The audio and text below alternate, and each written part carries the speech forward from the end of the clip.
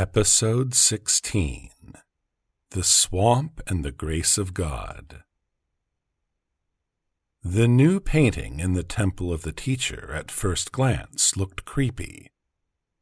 The central place in it was occupied by a man, waist-deep in a swamp.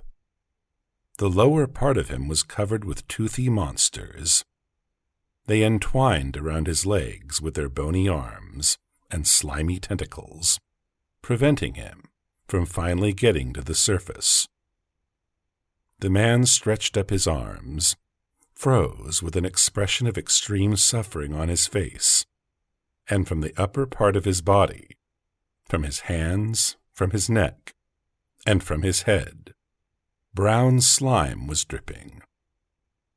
In the upper part of the canvas, the Lord God was depicted in the form of a wise, gray-bearded old man, with his arms outstretched to the sides.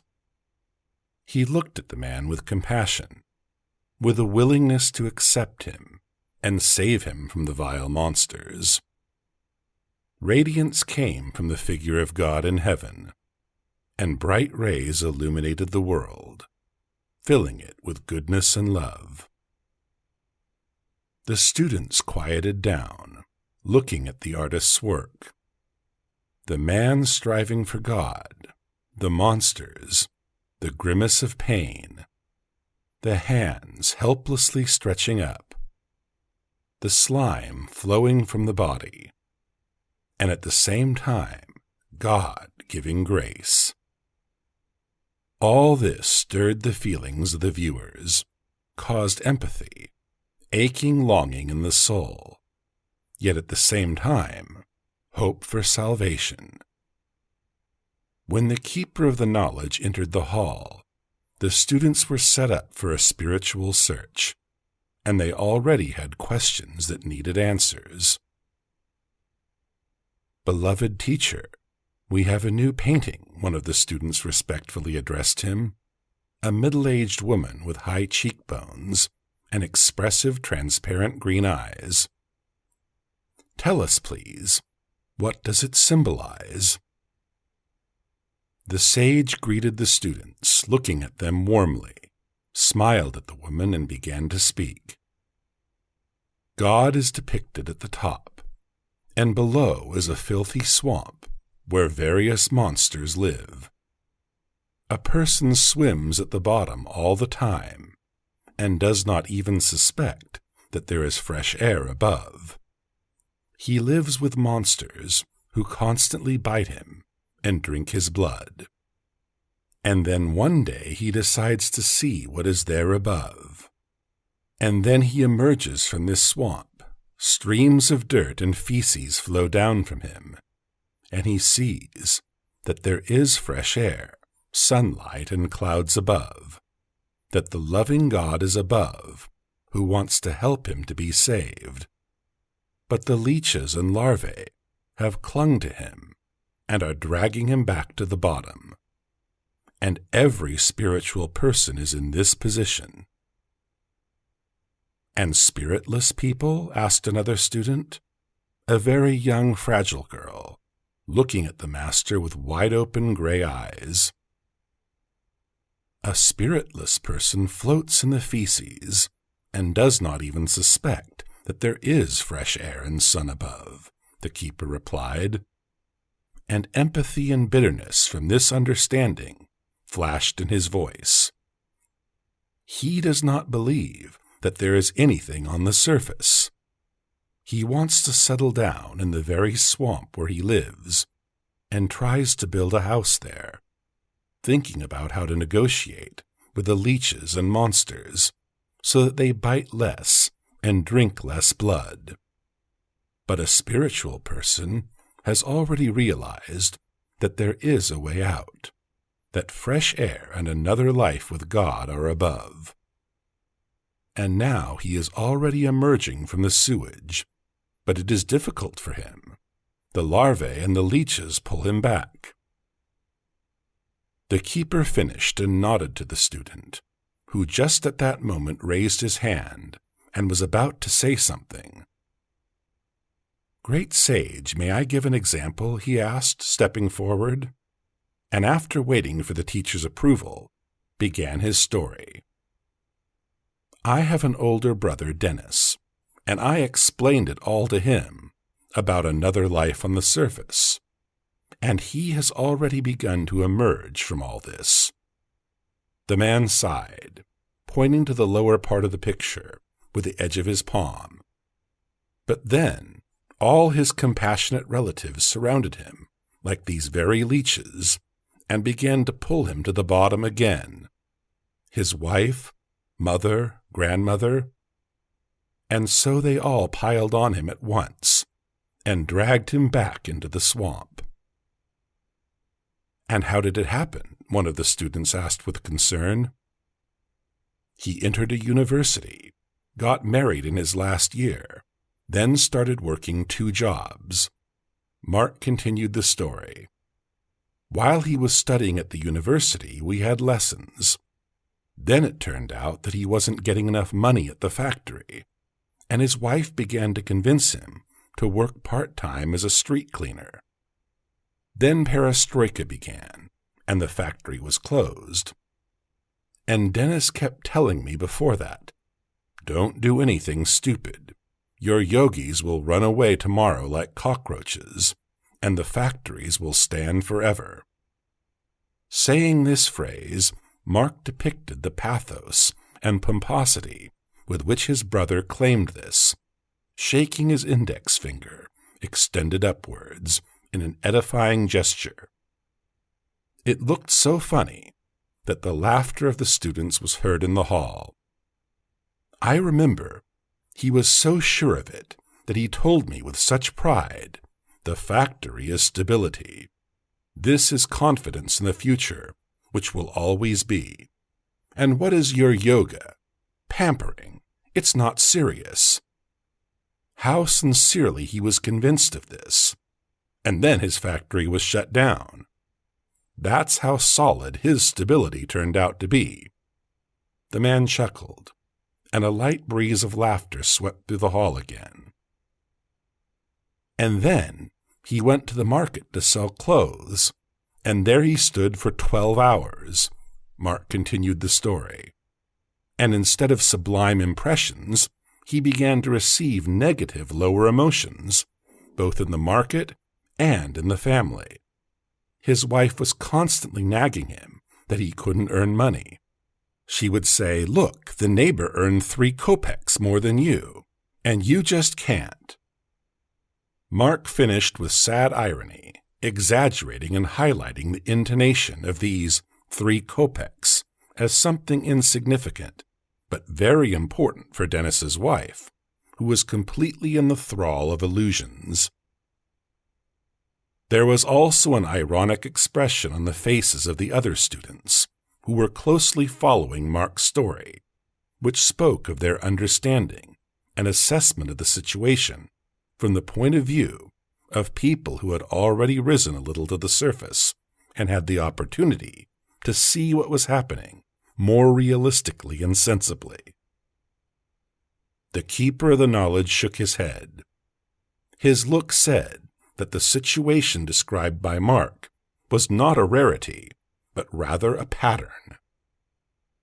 Low negative impressions surrounded him, he said, but there were no sublime impressions, so the soul suffocated. Therefore, it is necessary to appreciate sublime impressions and a good environment in which a person can develop. Your brother Dennis got into the wrong environment, started listening to the advice that the larva whispered to him, and lived at the mercy of stereotypes and patterns of society. And that is what happened. Mark lowered his head dejectedly, and the sage sent the disciple a look of support and understanding. Mark, you did the right thing by telling your brother about life on the surface. You showed him the opportunity, but then it is for the people to choose whether to listen to the larvae and devils or to receive God's help. What a person does, this will happen to him in the future. Therefore, Even if a person emerges from the swamp for a short time, this is not enough to finally get to the surface. He still has to break away from all the leeches and larvae that surround him and get God's help and His outstretched hand. And where do we find it? You have already found it. Every spiritual teacher is a hand that God has extended to people. But many do not understand and do not want to believe, adamant that there is no God. At that moment, one of the students, the green-eyed woman with high cheekbones, caught the master's eye, willing to ask a question. The keeper nodded, giving her the floor.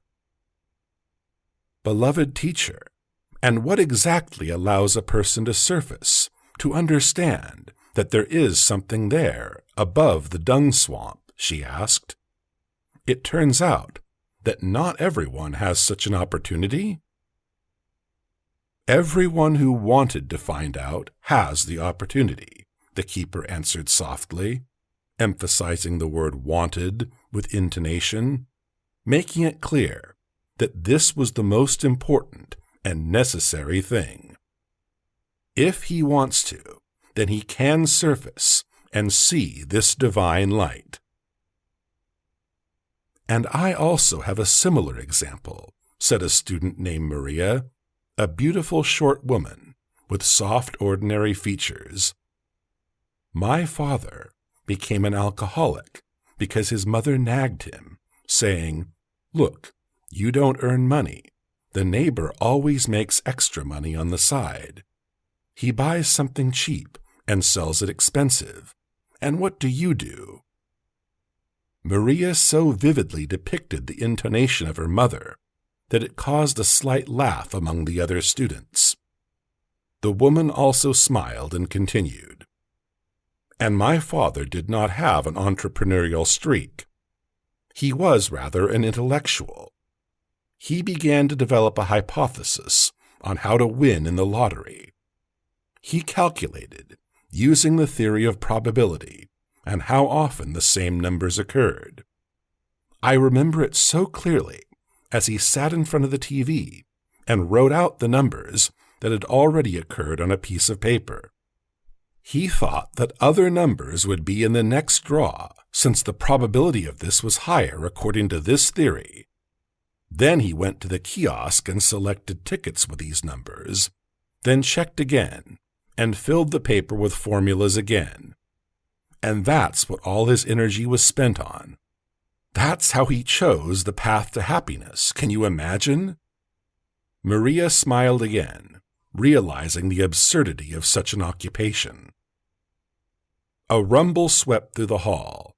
The story had caused an ambiguous reaction.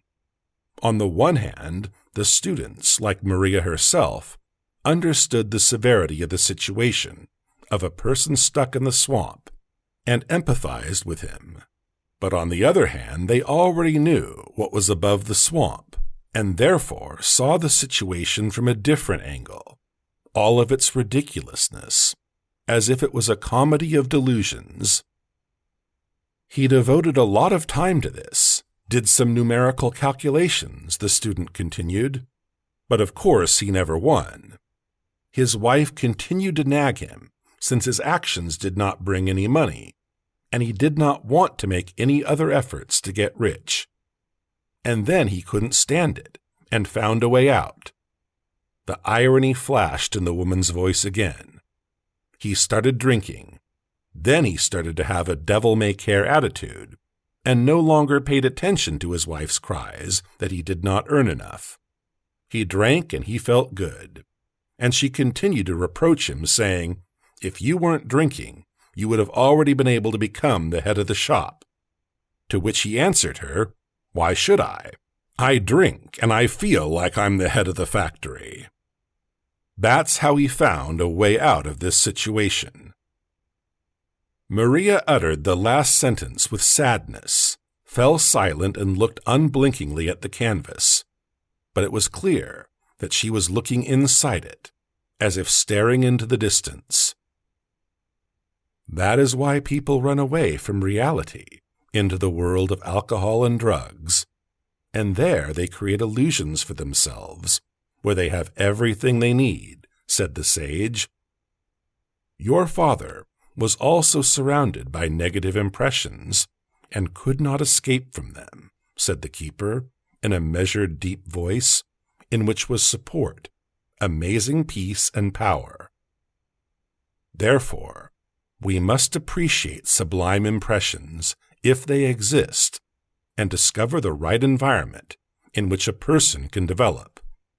Your father did not receive such impressions and sublime emotions, so it was hard for him to surface, even if he saw that there was another way out, that God was waiting for him upstairs and wanted to give his grace.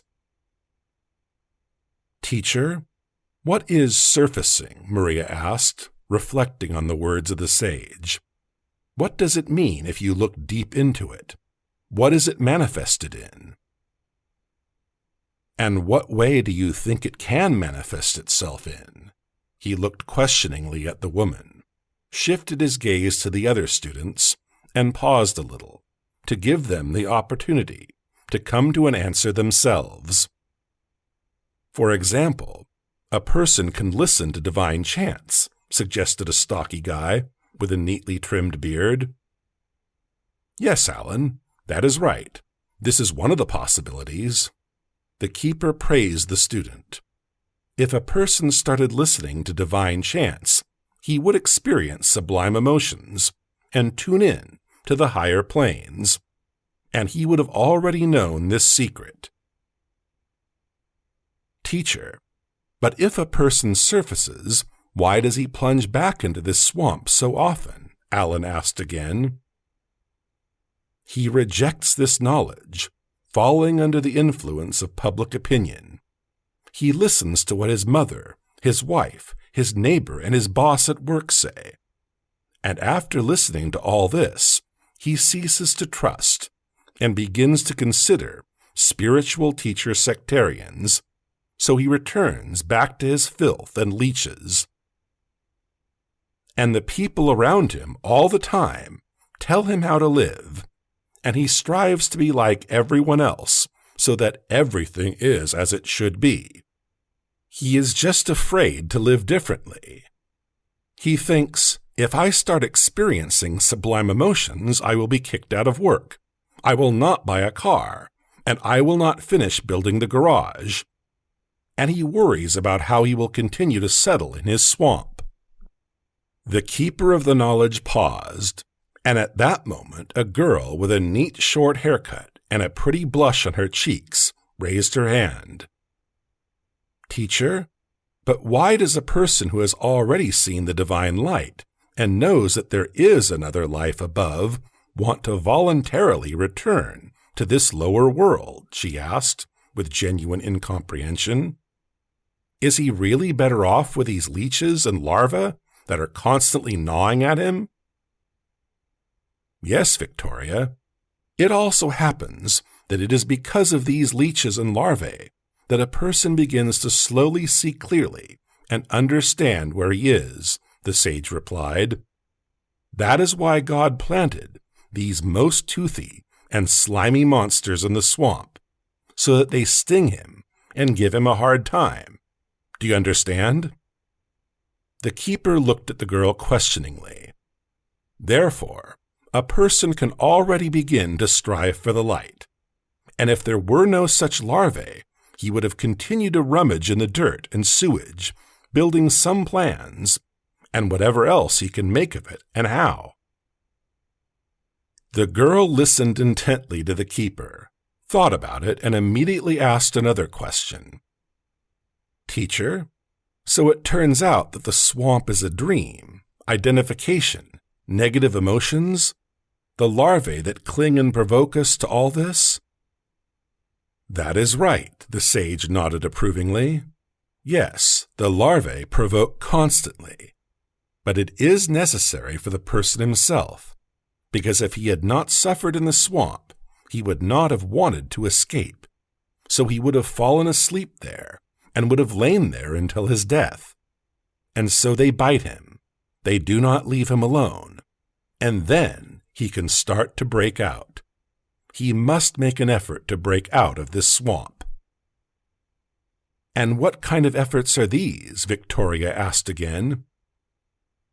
To stop listening to his grandma, mother, wife, and all those who pull him down into the swamp, the teacher explained, and after glancing at all the students, looked at Mark.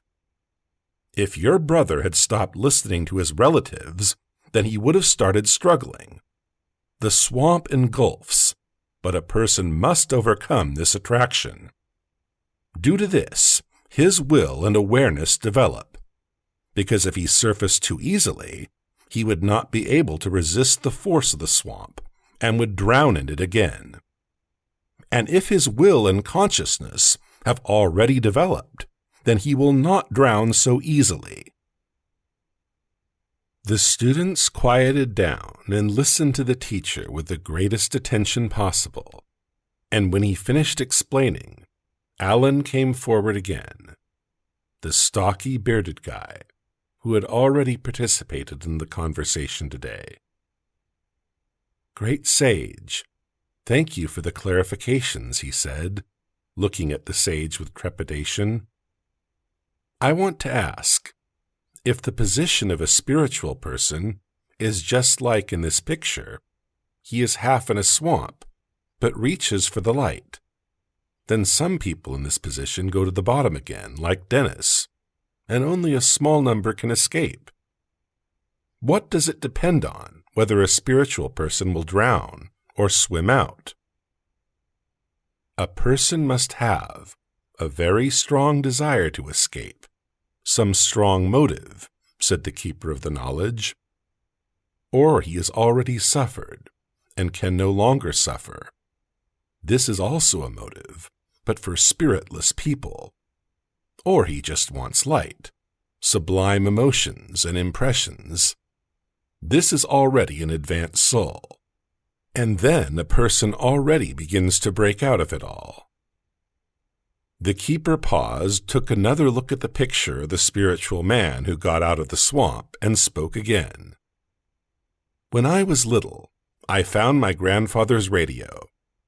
I tuned it and suddenly switched on some kind of religious station, and I was immediately attracted to it. That is, my soul was already developed. There were spiritual chants. I just started listening to them, and immediately felt such grace and sublime emotions. So I listened, and the divine began to descend on me. This indicates that the soul was ready, and it immediately responded to the call. And if the soul is not ready, then the person hesitates, doubts whether to return back to the swamp or to do spiritual practices. Such a soul has not yet matured. It is still thinking whether to dive back into the swamp or to go to the light slowly. And so he swings up and down. Teacher, where does this maturity come from? Mark asked after listening to the sage's explanation. Is it possible, for example, for the soul to become wise when a person has not suffered yet? Maybe the experience of incarnation affects. A good question, Mark, the sage praised the disciple, and began to answer. The soul can become wise quickly, but it must want it. There must be a strong desire. If it exists, then the soul finds some source. For example, religious broadcasts, as in my case.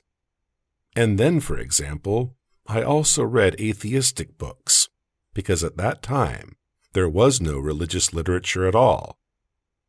I read them and wrote out quotations from religious books from this atheistic literature, collecting the knowledge bit by bit. I mean, if there is a desire in the soul to become wise, it will find a way out, find a way to gain the knowledge.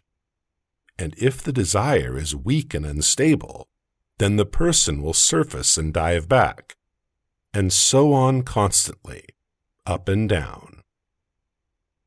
When the keeper uttered the last word, Philip, a tall, broad-shouldered man of about 40, raised his hand. "Teacher, can I also give an example?" he asked, and, catching the master's approving look, took more air into his lungs, as if he was going to dive deep under water. "In my youth, I had a very good friend, Victor," he began, "and we communicated very well with him and started doing yoga together, doing practices, meditating. And together with him, we surfaced out of this swamp. But Victor, apparently, had a weak desire, as I now understand, and he only had a strong desire to become a paratrooper. He watched movies about paratroopers and thought, now I'm going to be just as cool, and all the women will be mine. And it seems that he had a desire to develop, but the goal was mundane, and so he joined the paratroopers, got into the camp, and he said, 'Why do we carry bricks from place to place all the time? When will they teach us fighting techniques?' And the foreman answered him, 'A paratrooper is an eagle for 2 minutes when flying with a parachute, and the rest of the time he is a horse. Whatever the soldier is doing, the main thing for him is to get tired before lights out. While we don't know what to make you busy with, carry the bricks back and forth, from place to place until lights out.'" Philip was so fervently telling this dialogue of his friend with a foreman, and the situation itself seemed so absurd, a concentration of human stupidity, that involuntary smiles appeared on the faces of many students. Laughter was heard in different parts of the hall. Of course, the students did not stop empathizing with Victor, but looking at the situation from the perspective of people who had received the knowledge, they now treated it more easily, since they had an awareness of why this was happening, and why such seemingly absurd situations became real and repeated throughout the history of mankind. And then he got to Afghanistan, where he was almost killed, then fell ill with typhoid fever and returned home barely alive. He didn't become cool. They didn't teach him anything. His health was ruined, and all women, on the contrary, ran away from him. So it turns out the desire was good, to develop, but the goal was low, so everything turned out so badly. And then such half-heartedness, uncertainty. It seems that we continued to do yoga and karate with him, but again he did not have a strong desire, so he could not escape from the swamp. Philip plunged into memories, and a sharp mental pain was reflected on his face. Seeing this, the keeper looked at him with absolute, all-pervading love, and from this one look, the disciple's face smoothed and lit up with inner light. "You should not blame yourself for this," the sage said in an even, deep voice, and the disciple nodded. "You did everything you could. To come to the surface, a strong desire must be in the person himself. Only then everything will work out." "Teacher, how can this desire be made strong, sincere, and stable?" asked Maria, who, like everyone else, was closely following the conversation. "Why does it fade? I judge by my experience. On the one hand, I understand that this is not just a desire, but already an aspiration. That is, I am already taking steps to fulfill it. And that's why I'm here." The woman took a breath, carefully choosing words to most accurately express the essence of her thoughts and feelings. "And at the same time, I want the desire to become stronger, more intense. How to do it?"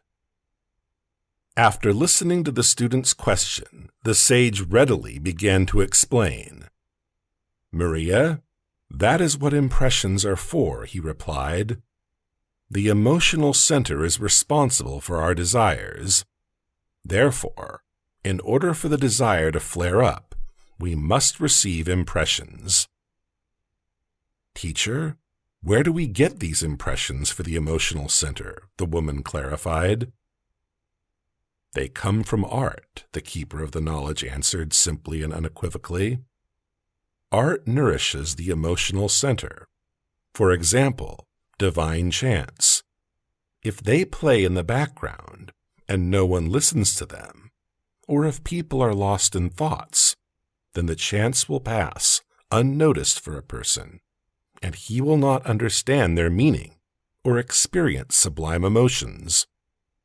And if people listen attentively, if they are anxious, if they dance, then the soul gets impressions. It begins to cry, laugh, and feel grace. Therefore, we need to try to understand the meaning of the chants, to focus attention on them. Then these impressions will reach our soul and begin to change us for the better. It is necessary to appreciate these spiritual impressions.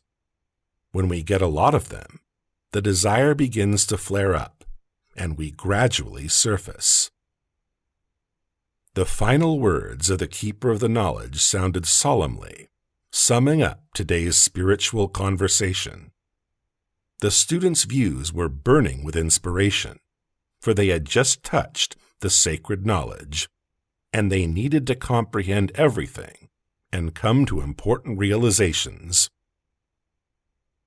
And now, I suggest you do a natyam dance to practice and experience sublime emotion, said the sage. A charming melody rang out in the hall, and upon hearing it, the students felt a thrill. Their souls burst into inner fire and rushed forward. The melody became louder and more rhythmic. More and more new musical instruments started playing. Ringing bells intertwined with the long trumpet sounds of bugles. Weightless, magical trills of birds echoed them, taking them into exciting distances, prompting them to throw off the heavy burden of suffering, pain, and resentment, to touch the pure light, the space of absolute love. The students got up from their seats, went to the center of the hall, and began to move to the beat of the music, easily, freely, without any barriers, and without noticing how they looked now. Every movement was the movement of their soul, which expressed its divine essence through this beautiful, exciting dance. The faces of some students shone with bright, sincere joy, while others had tears of purification sparkling in their eyes. They flowed down the cheeks, and with each tear, guilt and aching longing came out, and a bright and steady flame of divine light flared up in their souls. The teacher looked at the students with sincere warmth and began to read a spiritual poem that reinforced the sublime emotions and impressions received by the students. To the ringing of many-voiced streams I praise God's heaven. From the honey fields of spring, voices echoed to the flowers. He exists. He is our amazing Savior, like an echo in the high mountains, like a whisper of stars in the silence. My wise mentor sings to me. Be blessed, my Guru. I love you, and I strongly believe in the truth of the Holy Truth. I'm coming to you in cold and heat. Oh, only to you I strive with my soul. You are my hope and my ray of sun, my light in the darkness. Oh, soon I'll be there where you are, in your place of joy. When the music ended, a wave of pure joy rose inside each of the students, and filled their soul so much that they wanted to share it with others, to tell about what happiness it was to feel God in themselves. Obeying the impulse that arose, the students began to hug with sparkling laughter and happy smiles, to share the sublime emotions they received. They had just touched the helping hand of God, felt grace, and realized that they were no longer in the swamp, but in a wonderful bright world, saturated with love and light. We invite you to join spiritual seminars, workshops, and retreats hosted by the Leader Masters. Reveal your superpowers, find your predestination, and accumulate power to gain well-being and bring your goals to life. Send an email saying, "I want to join the seminar" to our mailbox, and we will give you all the information. See you soon.